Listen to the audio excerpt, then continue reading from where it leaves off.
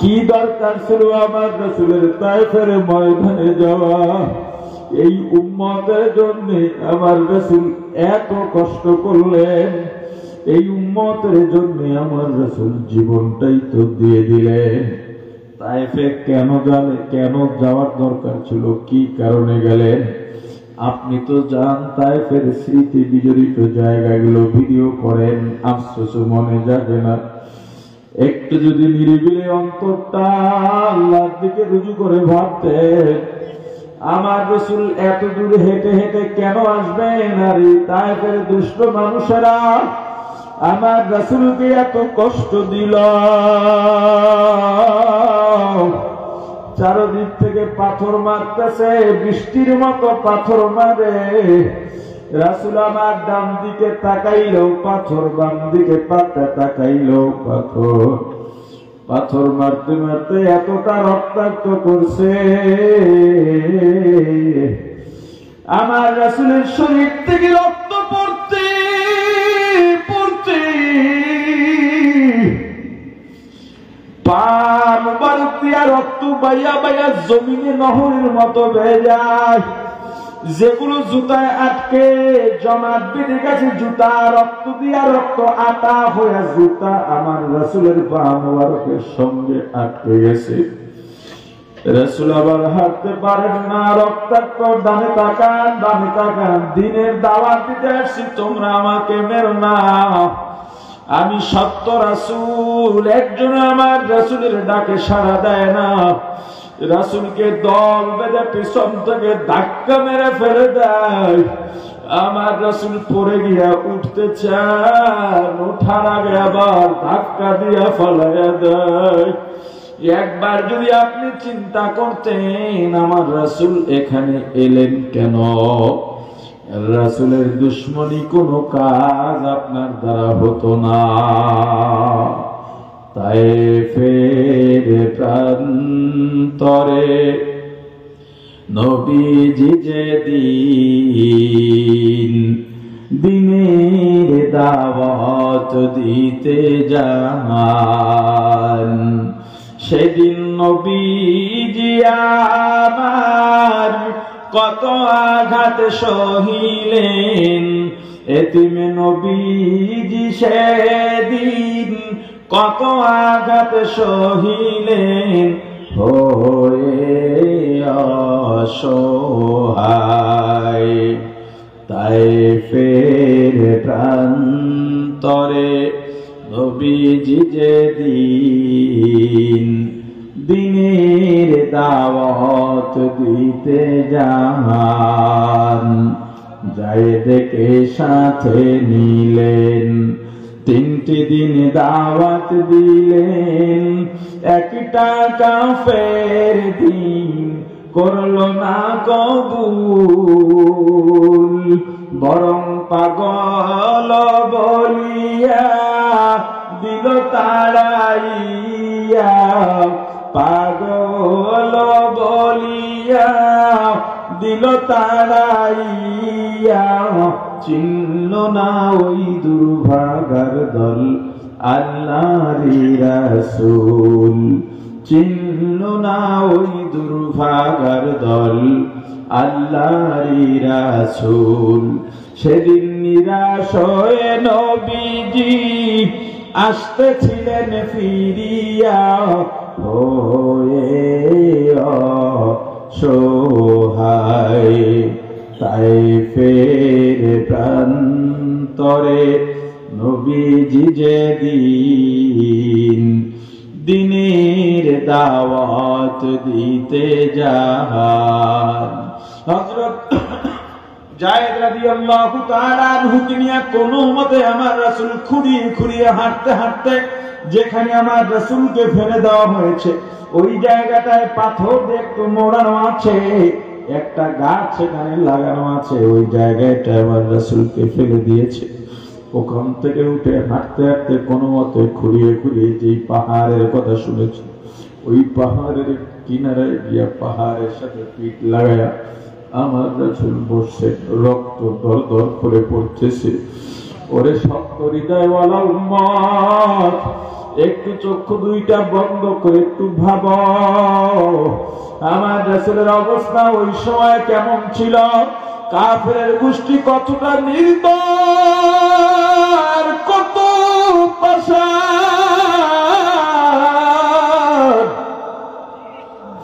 পাহাড়ের উল্টা দিক থেকে গিয়ে পাহাড়ের উপরে উঠে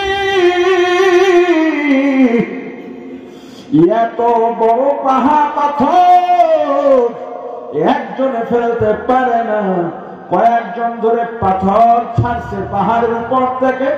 পাথর গড়াইয়া গড়াইয়া আমার রাসূলের উপরে পড়ে যেন রাসূল দুনিয়া থেকে বিদায়। আল্লাহ পাথরকে বলে দিলেন, ওরে পাথর,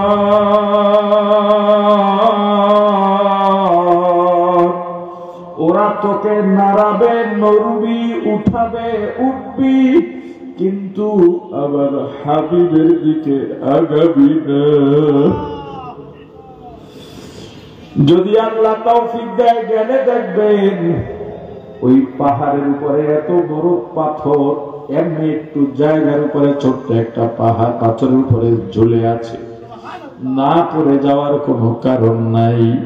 হয়তো আল্লাহ কিয়ামত পর্যন্ত দুনিয়ার ইসলামের দুশমনদের দেখায় দিয়েছেন, নিদর্শন হিসাবে রেখে দিয়েছেন কাফেররা কত বড় নির্দয়, আর আমি আল্লাহ কিভাবে বাঁচাইতে পারি। প্রাণের ভাই আমার, কিয়ামতের ময়দানে শুধুমাত্র আমার রাসূল সিজদায় পড়ে উম্মতি উম্মতি বলে কাঁদবেন। ফেরেশতা আসবেন, হুজুর আপনি মাথা উঠান, আল্লাহর কাছে আপনি কি চান? আমার রাসূল বলবেন, আল্লাহ আপনি আমাকে প্রতিশ্রুতি দিয়েছিলেন আমার সুপারিশ গ্রহণ করবেন। আল্লাহ বলবেন, আপনি কি চান বলেন? আমার রাসূল বলবেন, আল্লাহ উম্মতেরা কষ্ট পাচ্ছে, বিচার কার্য শুরু হয়ে যাক। আল্লাহ বলবেন, আপনার সুপারিশ গ্রহণ করা হলো। বিচারের ময়দান বিশাল পাল্লা, পৃথিবীর সমান হবে একটা পাল্লা। মিজান স্থাপন হলো, আল্লাহ বিচারের সিংহাসনে বসে গেলেন। একের পর এক কাঠগড়ায় আসবে, একদিকে নেক আর একদিকে গুনাহ। আল্লাহর দয়া যারা পাবে নেকের পাল্লাটা ভারী হয়ে যাবে। আল্লাহ বলবেন, এইদিকে জান্নাত, চলে যাও। আর যার গুনার পাল্লা ভারী হয়ে যাবে, আল্লাহ আমাদের মাফ করেন, বলেন আমিন। গুনার পাল্লা যদি ভারী হয়ে যায়, গুনাহগারের বাম হাত পেটের মধ্যে দিয়ে ঢুকাইয়া পিঠের দিক থেকে বের করে মাথাটা মুসরাইয়া ঘুরাইয়া পেছনের দিকে নিয়ে বলবেন, তোর আমলনামা যা যা, এদিকে তোর ঠিকানা, যেদিকে জান্নাত ওদিকেই দেখায় দেবেন, তুইও এদিকে যা। কনফিউশনে পড়ে যাবে, জান্নাতি তো এদিকে গেছে, আমারও এদিকে যাইতে কইছে, আমিও এদিকে যাই। তুমি জান্নাতে যাও আর জাহান্নামে যাও, যাওয়ার পথ পরকালে একটা। তবে জান্নাতে যে যাইবা, জান্নাতে যাওয়ার জন্য একটা বাধা আছে, ওই বাধার নাম হলো পুলসিরাত।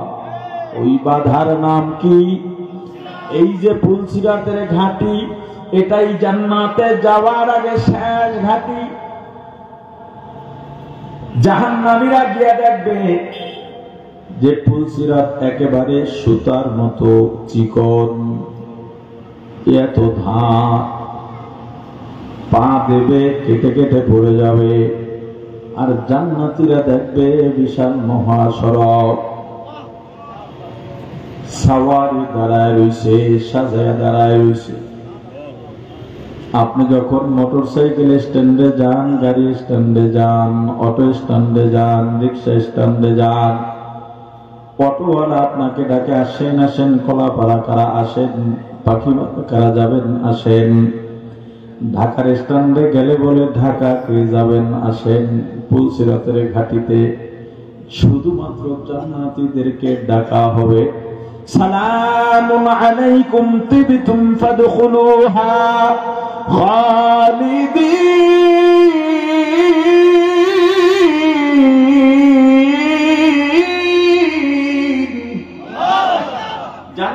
ডেকে সম্ভাষণ জানাবে, শান্তির বার্তা শোনাবে। আসো আসো এ দুনিয়ার গরিবের দল, মাঠে ঘাটে কাজ করো, অন্যের টাকায় বেতনে তোমার সংসার চলে।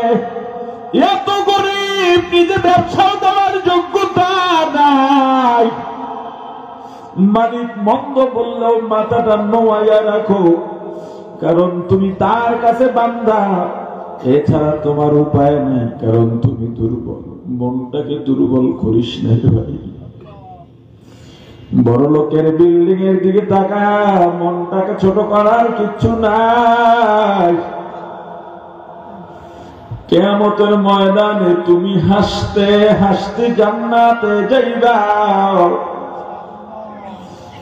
দুনিয়ায় নেতার জন্য শোডাউন হয়, রাজনৈতিক দলের নেতার জন্য শোডাউন হয়, টাকাওয়ালার জন্য শোডাউন হয়, বংশওয়ালার জন্য শোডাউন হয়। আর কিয়ামতের ময়দানে তোমার শোডাউনে দাঁড়ায় যাবে লক্ষ লক্ষ ফেরেশতা। দুই দিক থেকে দাঁড়ায় যাবে, জান্নাতের লাল গালিচা বিছায় দেবে আর বলবে আসো আসো আসো আসো, তুমি আমাদের মেহমান। জাহান্নামীদের কেউ ডাকবে না।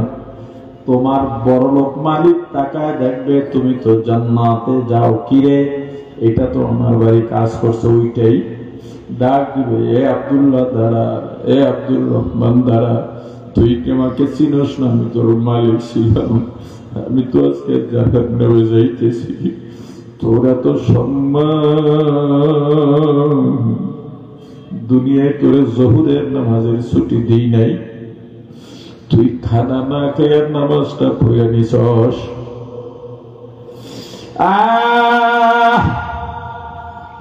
বিলের মধ্যে গেছো ধান কাটার জন্য, আসরের আজান হয়ে গেছে। এখন যদি বাজারের মসজিদে আসরের নামাজের জন্য যায়, জামাত পাবে না। তুই তখন দেখছি কোমরের গামছাটা খুইলা ওই জমিনে নামাজ আদায় করে নিছিস। সাগরে গেছো মাছ ধরার জন্য। আরে আমি মাঝি ছিলাম, আমি মালিক ছিলাম, আমি আরতদার ছিলাম। তুই ওখানে গিয়া নামাজ পড়ছো, কেউ লুডু খেলছে, কেউ তাস খেলছে, কেউ বিড়ি সিগারেট খাইছে। তোরে নিয়ে কত তিরস্কার করলাম, কত খোসাইলাম, বললাম মুন্সি বললে তোরে তিরস্কার করছি। আমরা মাছ লুকায়া রাখছি, মালিককে জানতে দিই নাই। তুই কিছু ধরস নাই, তোরে মালিক তেমন সম্মানও দিত না, আজকে তোর এত সম্মান। একটু আমার দিকে তাকা, ওদিন গরিব জান্নাতি হবে বাদশাহ, আর বড়লোক জাহান্নামী হবে সবচেয়ে নিকৃষ্ট। ওই পুলসিরাতে কেউ 70,000 বছরের রাস্তা। দুনিয়ার জাহান্নামীরা যাদের আমলনামা বাম হাতের মধ্যে দেওয়া হবে, ওগুলো পুলসিরাত কেটে কেটে জাহান্নামের তলদেশে পড়ে যাবে। জাহান্নামের ফেরেশতারা হবে সবচেয়ে নির্দয়। এত নির্দয় পৃথিবীতে আর কেউ হবে না। মাঝে মাঝে জাহান্নামের ফেরেশতারা বিকট চিৎকার দেবে। এত ভয়ঙ্কর চিৎকার, জাহান্নামীদের কানের পর্দা ফেটে মাথার মগজগুলো আর এক কান দিয়া ফিনকি দিয়া বের হয়ে যাবে। একদিকে চিৎকার, কান্নাকাটি, কি করুন আর্তনাদ, আমাকে বাঁচাও, আমাকে বাঁচাও, আমি আর পারি না। এই জাহান্নাম খুব কঠিন, সাবধান। হে রাসূলের সুন্নাত না মানা উম্মত, সাবধান হইয়া যাও, সাবধান হইয়া যাও। ওই কিয়ামতের ময়দানে বিচারের কাজ শুরু হয়ে যাবে। আমার রাসূল ডাক দিয়া বলবেন, আল্লাহ আমার উম্মত আমাকে দেখেন। আলিপুর মক্কা থেকে কত দূর, আমার উম্মত আমাকে না দেখেই দূরত পড়ছে, আমার কথা শুনলেই চোখের পানি পড়েছে। আমার উম্মত আমার টুপিটাও মাথার থেকে রাখে নাই, দাড়িটাও ছাটে নাই, কাটে নাই। আমি রাসূলের মায়া, রাসূলের নাম শুনলেই কান্না করে দিত। ও আল্লাহ,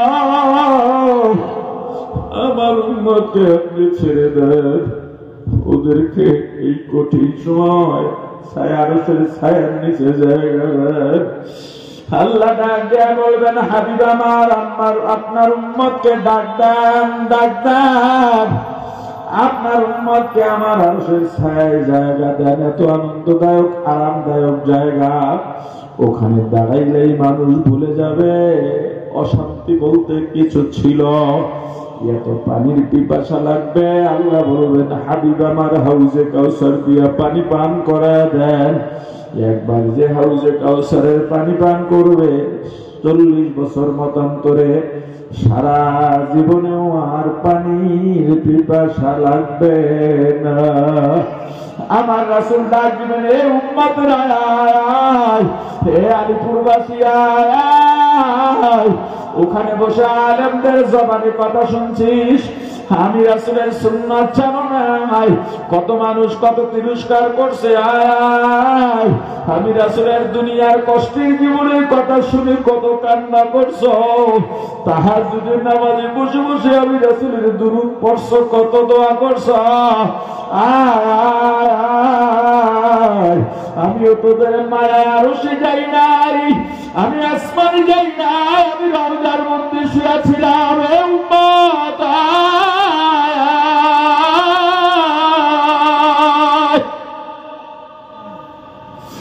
আমি তোদেরকে এক পেয়ালা পানি পান করা দিয়া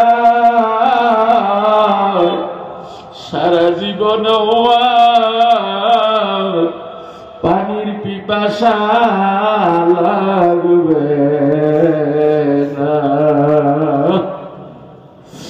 উম্মতরা পাগলের মতো দৌড় দিবে, পথিমধ্যে ফেরেশতা বেশিরভাগ উম্মতকে বাধা দেবে, তুই যাইতে পারবি না, ধমক দিয়া বলবে যাইতে পারবি না। ওই বাধা প্রাপ্তরা ডাক দেবে, ওগো আল্লাহর রাসূল, দেখেন ফেরেশতারা আমাদের আসতে দেয় না, বাধা দিয়ে দিয়েছে।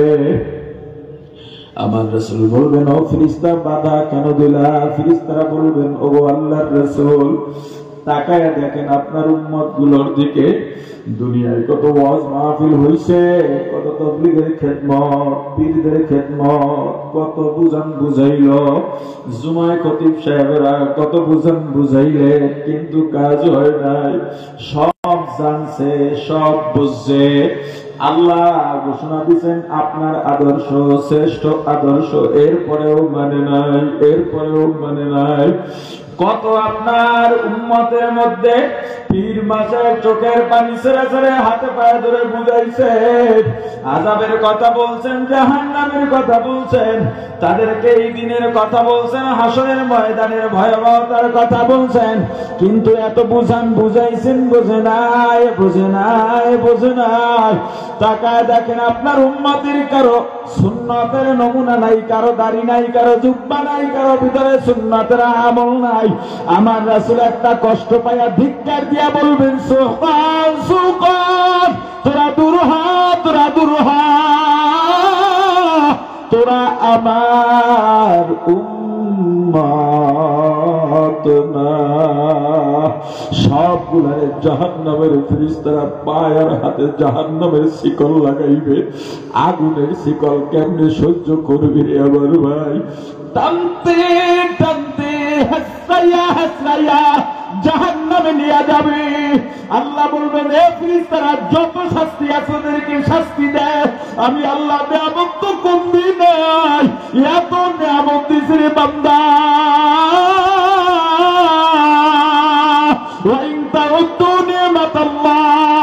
আমি আল্লাহ তোদেরকে এত নিয়ামত দিছি, যদি গণনা করতে চাও কখনো আমি আল্লাহর নিয়ামত গণনা করা সম্ভব নয়। ও ফেরেশতা, যত পারো শাস্তি দে, যত পারিস শাস্তি দে, আগুনের মধ্যে ফলা, পানি গরম বানা। এত গরম পানি রে আমার ভাই, মাথার মধ্যে ঢালার সঙ্গে সঙ্গে গায়ের গোস্ত গুলা খসে খসে পড়ে যাবে। এমন বিষাক্ত সাপ দুনিয়ায় বাড়িতে সাপের বিষ নাই, ওই সাপ দেখলেও ভয় পাও, জাহান্নামের সাপের কামড় কামড়ে খাবে।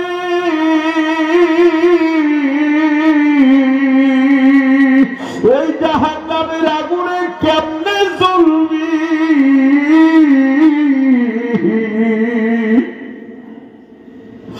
নিজের মনটাকে বুঝাও, এই দুনিয়ায় আর কয়দিন থাকবো? আল্লাহ এত নিয়ামত দান করছেন। আল্লাহ বলবেন, ও ফেরেশতারা, তোমরাই তো সাক্ষী ছিলা কত নিয়ামত দিয়েছি। বাড়িতে মেহমান আসলে ওই বাচ্চাওয়ালা মুরগিটাই জব দিয়া দিত, বাচ্চাগুলো মাকে খুঁজতো, টেউ টেউ করতো, পাইতো না। আমি আল্লাহ বলছি, বান্দা খাবি তো খা, তবে আমি আল্লাহর নিয়ামতের শুকরিয়া আদায় কর, আমার রাসূলের আদর্শ মেনে চল।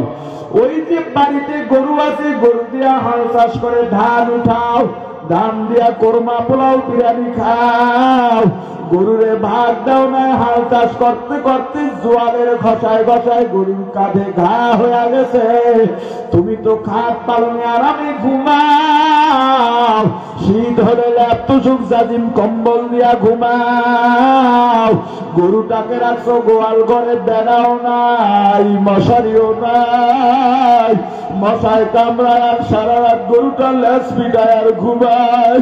যে কোনো প্রাণীর বাচ্চার, বিশেষ করে দুগ্ধ পোষ্য প্রাণীর বাচ্চার রাতে ক্ষুধা লাগে, বাছুরটা রাতে ডাক দিছে, মাগো দুধ খাবো, দুধ দাও। অনেকে বলে, এ বাছুর টেনশন করিস না, তাড়াহুড়া করিস না, আমরা কিছু না, আমাদের জীবন বলতে কিচ্ছু নাই। আল্লাহ বানাইছেন মানুষদের ইবাদত করার জন্য, আর আমাদেরকে বানাইছেন এই মানুষ যেন ইবাদত করতে পারে আমাদের খেদমত নিয়া। আমরা ওদের খাদেম। আল্লাহ আমাকে বলে দিছেন, আমার বান্দা যা বলবে তা মানবি, যদি তাই না হতো আমার পিঠে যখন একটা বাড়ি দেয়, আমি তো গুতাইয়া এই জায়গায় শেষ করে দিতে পারতাম।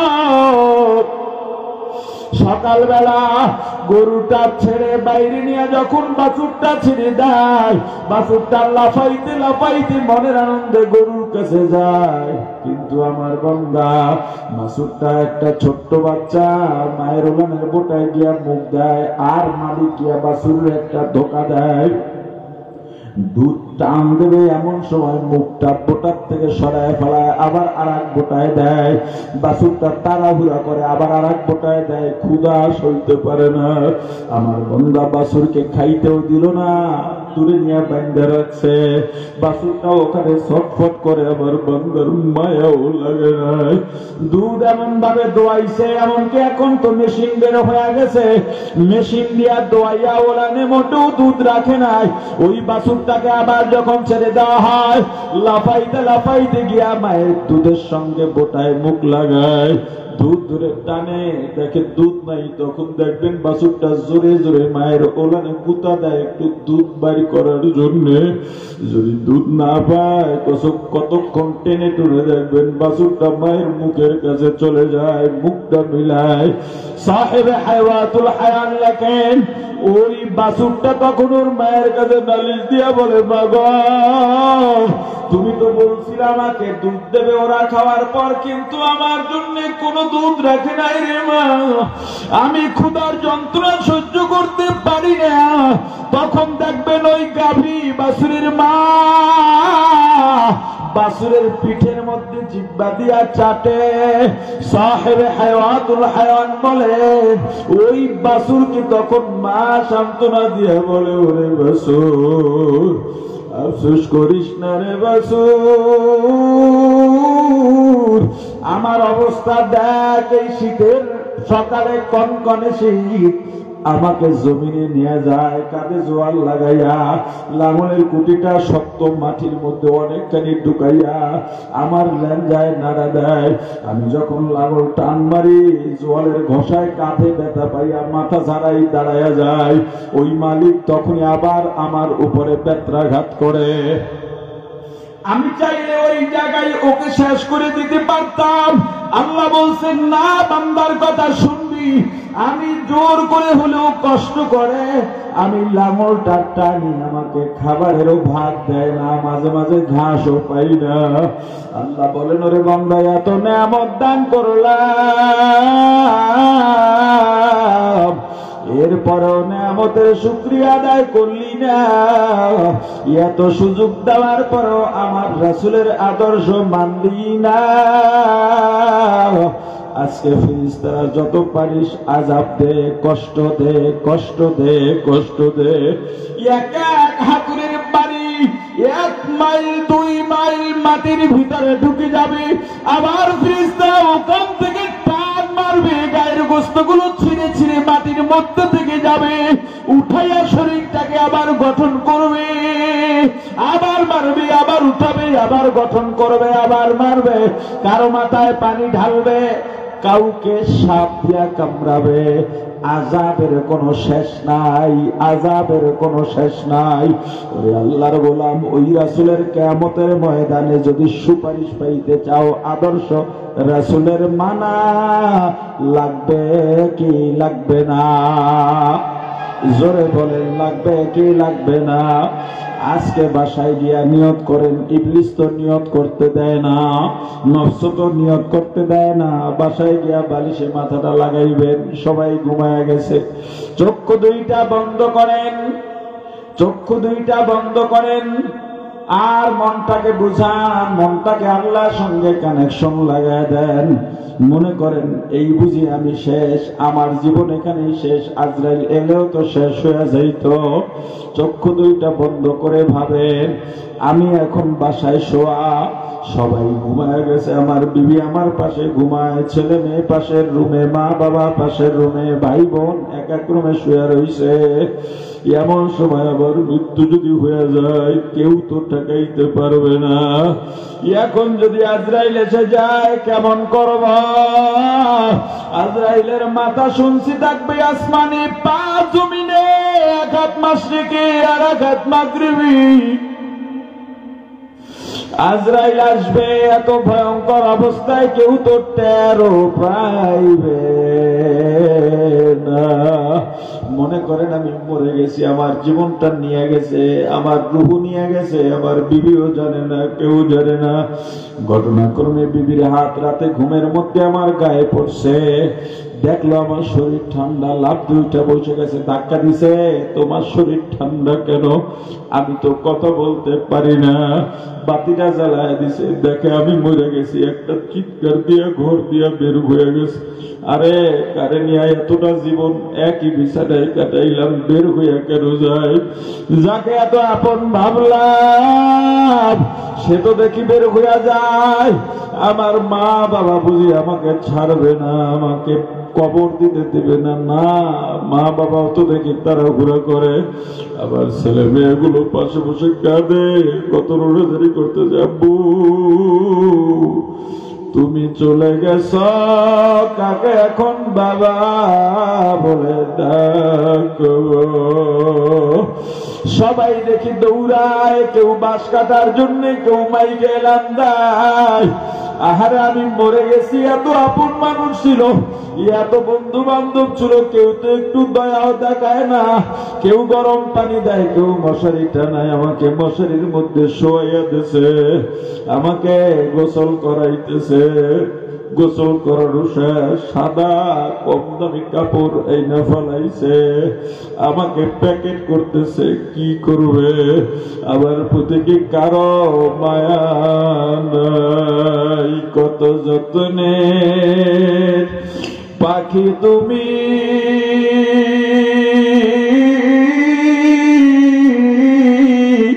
কাজল বারন্টিয়া,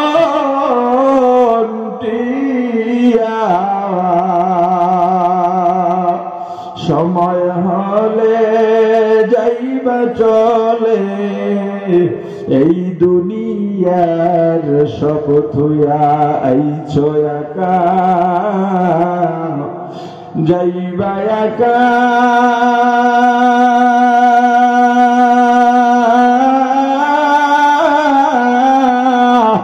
সঙ্গে কেহ যাইবে না। বিচারীকে দেখে হো ফিরে তো আর চাইবে না। আমাকে গোসল করা 3 কানা পাতলা কাপড়ের পাগড়ি বানাইয়া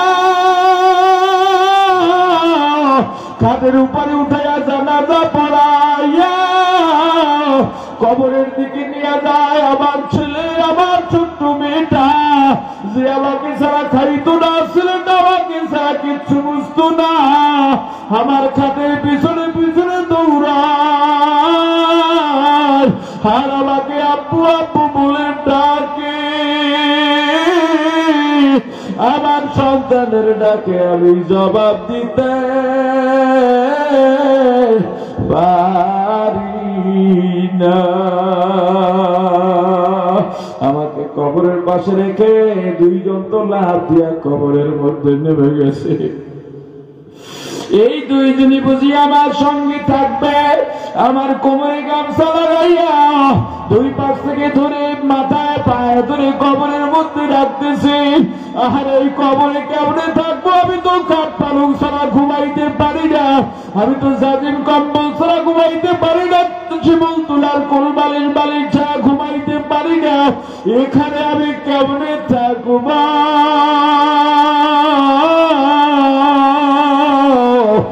এত কান্না যাদের জন্য কাঁদলাম, আসলে তারা কেউ আপন না। আপন কে? জোরে বলেন, আরো জোরে বলেন আপনকে। ওই কবরে আমাকে রাখলো, কি করব এখন? দেখি তো আমার মাথার মুষ্টি খুলে পায়ের বাঁধন খুলে উঠে গেছে লাফ দিয়া, বাঁশের চালি দিয়া দিছে, গলা পাতা দিয়া মাটি দিতেছে, সব দেখি অন্ধকার। এত অন্ধকার, কবরের চেয়ে পৃথিবীতে আর ভয়ঙ্কর অন্ধকার কিচ্ছু নাই রে আমার ভাই। একটু ভয় ঢুকাও, একবার যদি মনটার মধ্যে বুঝাও, মরা তো লাগবেই। একটু ভাবো, আজরাইল তো আসবেই, আসবেই, এখনই আসতে পারে, কখন আসবে জানি না। আজরাইল তো আসবেই, ওই কবর তো থাকা লাগবেই। কবরস্থানের দিকে তোমার মনটা ঘুরাও, ওই মাটির মধ্যে যাওয়া লাগবে।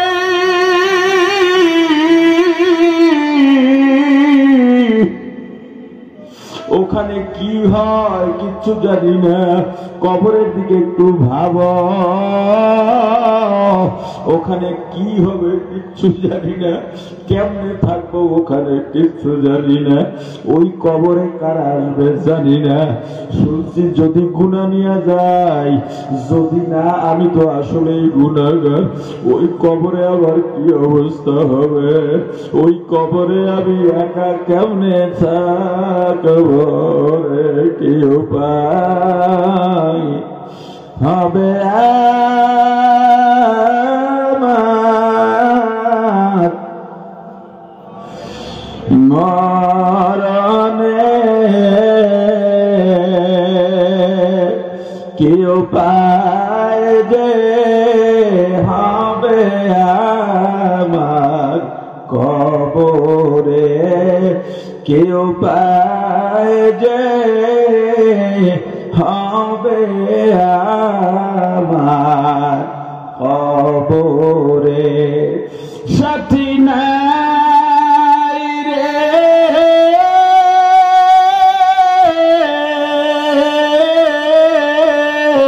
বাতি নাই রে কবরে, কেমনে থাকব অন্ধকার কবরে? কেমনে থাকব অন্ধকার কবরে? শুনছি কবরের মধ্যে যদি গুনাহ নিয়ে যায়, কবরের 2 দিকের মাটি এত জোরে চাপ মারবে, ডান পাজরের হাড্ডিগুলো ভেঙে চলে বাম পাজরে চলে যাবে। বাম পাজরের হাড্ডিগুলো ভেঙে ডান পাজরে চলে যাবে, কবরটা জাহান্নামের আগুনে ভরে যাবে, জাহান্নামের বিষাক্ত সাপগুলো শো শো করে আসতে থাকবে। আরে আমি যদি মারা যাই এমনটাই তো হতে পারে, অতএব আমার গুনাহ করা যাবে না, রাসূলের আদর্শ ছাড়া যাবে না। আরে আমি মারা যাওয়ার পর রাসূলের রওজার সঙ্গে তোমাকে সরাসরি যোগাযোগ করে দেওয়া হবে। আমি যদি গুনাহগার হয়ে কবরে যাই, ওই রাসূল তো পর্দা দিয়া দেবেন, আমার সঙ্গে মোলাকাত হবে না। আমি যদি গুনাহ নিয়ে যাই, আবার ওই জাহান্নামের আগুনে জ্বলা লাগবে। আমি যদি গুনাহ নিয়ে যাই, জাহান্নামের সাপের কামড় খাওয়া লাগবে। ওই আযাব সইতে পারব না। আল্লাহ আমাদের মাফ করে দেন, বলেন আমিন। আল্লাহ আমাদের গুনাহগুলো ক্ষমা করে দেন, বলেন আমিন। আর জোরে বলেন আমিন।